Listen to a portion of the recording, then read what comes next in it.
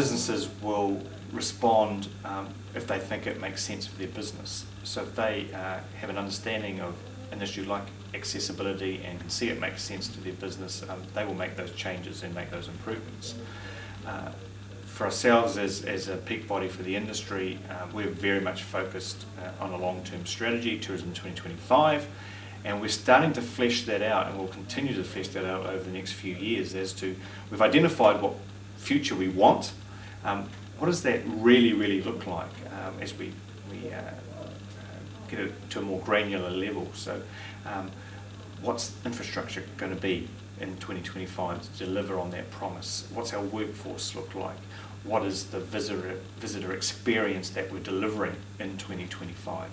And accessibility sits within that. And so I think as we look to deliver more of that future outlook to the industry over the next couple of years, the challenges that we need to meet in terms of accessibility will form part of that broader picture. Management and staff capability is a big issue, and included in that is understanding the visitors that they're catering for. So in the accessibility area, obviously we want staff and tourism businesses to have an understanding of what we mean by accessibility. It's not just someone in a wheelchair, and how they should respond to those visitors, the same as they would know, hopefully, that their response to a Chinese visitor is different to the way they might respond to a visitor from the USA.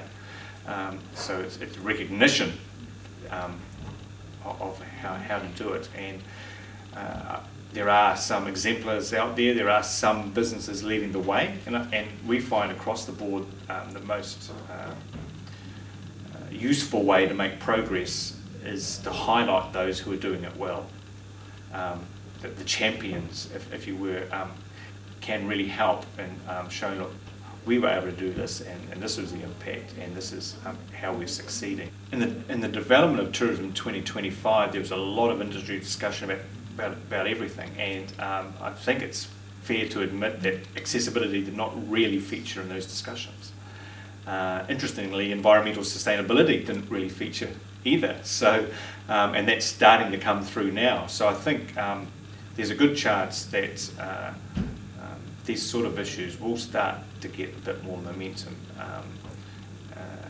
probably as long as we are succeeding as an industry. While we're succeeding and growing, people are turning their mind to how we get even better. My gut feeling is we're not starting from a really bad place on this. It's a bit like environmental sustainability.